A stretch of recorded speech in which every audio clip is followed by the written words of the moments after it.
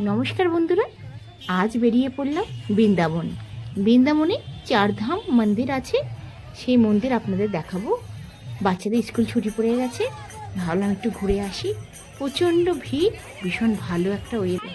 দেখুন, মাতা শেরাবালি মানে বৈষ্ণোদেবী মাতা, বিশাল বড় একটা মূর্তি, আর পাশে আছে হনুমানজি, তার পাশে শিবজি।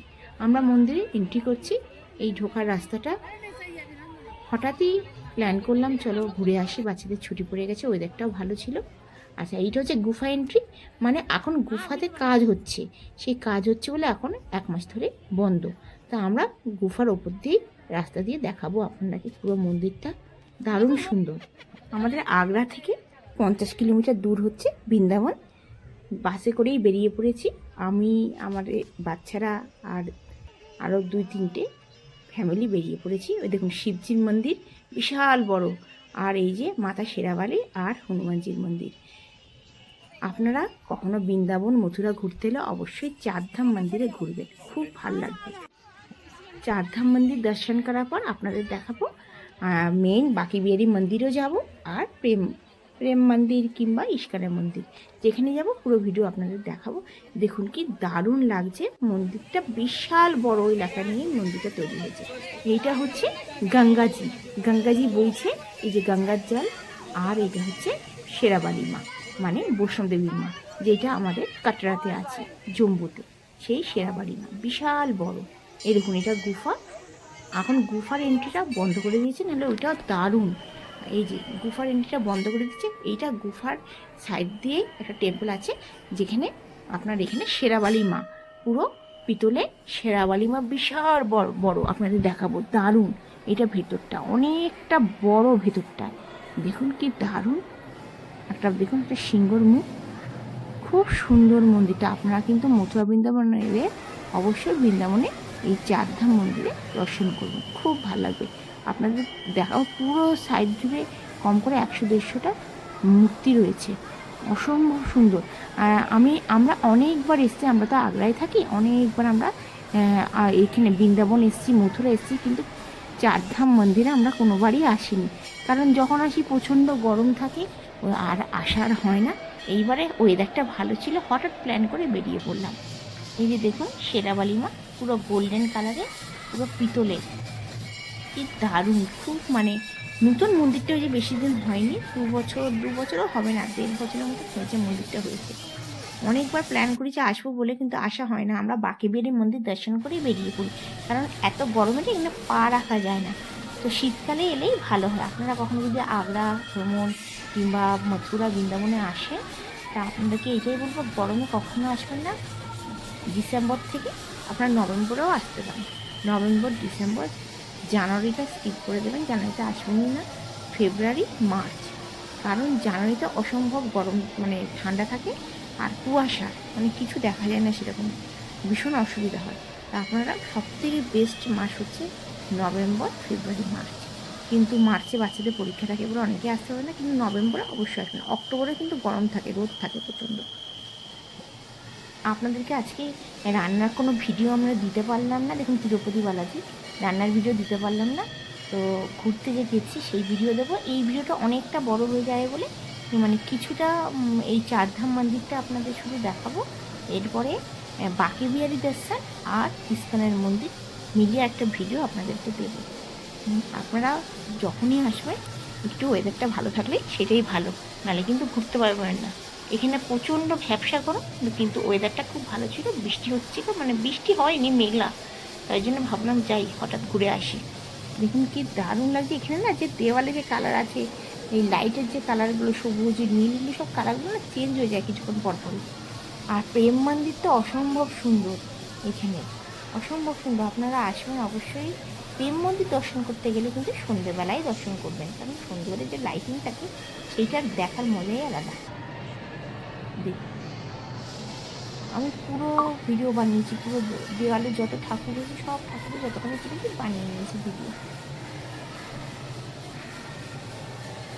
লাইটিংয়ের যে কি সুন্দর লাইটিংগুলো, শিব, দুর্গা, গণেশ সব ব্যাগ বসে আছে, আর দেখুন দুর্গা মা, অদ্ভুত সুন্দর, দারুণ। সরস্বতী মা,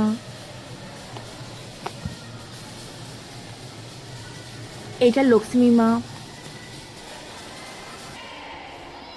কালী মা। আপনারা বৃন্দাবন এলে অবশ্যই এই চারধাম মন্দিরে দর্শন করবেন। আচ্ছা, এটা বাইরের দিকে বেরিয়ে পড়লাম। দেখুন, এটা হচ্ছে শিবজির মন্দির। কি সুন্দর মন্দিরটা। দেখুন ওদিকে আকাশ দেখেছেন, পুরো কালো, মনে হচ্ছে ঝেপে বৃষ্টি আসবে। ওইটা হচ্ছে শনিদেবের মন্দির। মানে খুব সুন্দর জায়গাটা। আপনাদের ভিডিওটা কেমন লাগছে অবশ্যই জানাবেন। যদি ভালো লেগে থাকে অবশ্যই লাইক করবেন। আজকে সত্যি ওয়েদারটা ভালো। আর এইটা হচ্ছে দেখুন শনিদেবের মন্দির। মন্দিরের ভেতরে গিয়ে আপনারা দেখাবো, বিশাল মন্দির। পুরো মন্দিরটা একদম নূতন। এখানে আমরা সর্ষের তেল চড়ালাম ঠাকুরের কাছে। আর হাওয়া দিচ্ছে, বললাম না প্রচণ্ড হাওয়া দিচ্ছে। আঁধি উঠে গেছে, দেখুন প্রচণ্ড ঝড়ো হাওয়া শুরু হয়েছে। হ্যাঁ,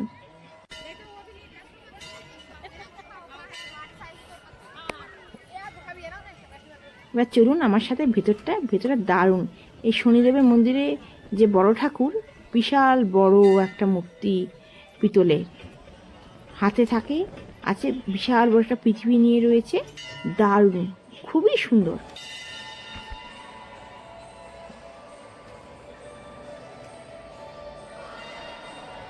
ভেতরে দেখুন দারুণ, বিশাল বড় জায়গা নিয়ে মন্দিরগুলো বানিয়েছে।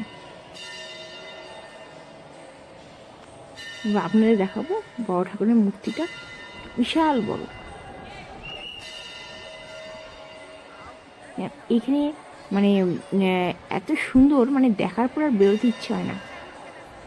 এখন আরতি হচ্ছে।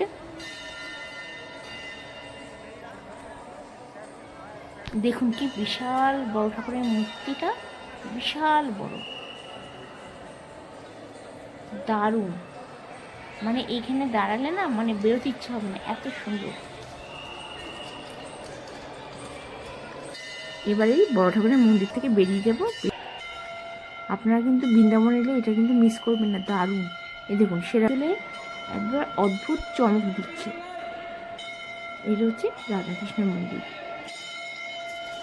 মানে চারধাম, মানে রাধাকৃষ্ণ, প্রথম হচ্ছে আপনার বৈষ্ণোদেবীর মন্দির, তারপর হচ্ছে বৈষ্ণোদেবী মন্দির জম্মুতে কাটরা।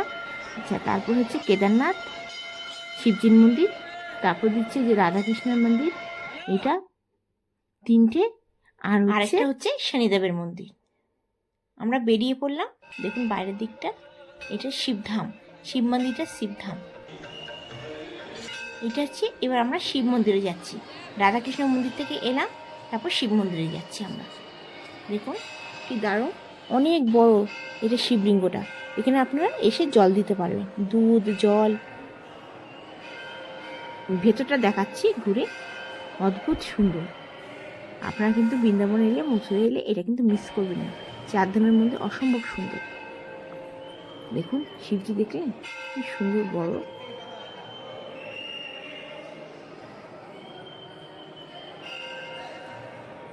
দেখুন মন্দিরটা ভেতর থেকে নিয়ে আমি পুরো ছবি তুলছি। আপনাদের আজকের ভিডিওটা কেমন লাগলো আমাকে অবশ্যই জানাবেন। যদি ভালো লেগে থাকে অবশ্যই লাইক করবেন। যদি ভালো লাগে আমার চ্যানেলটিকে আপনারা যদি সাবস্ক্রাইব না করে থাকেন অবশ্যই সাবস্ক্রাইব করার অনুরোধ রইল।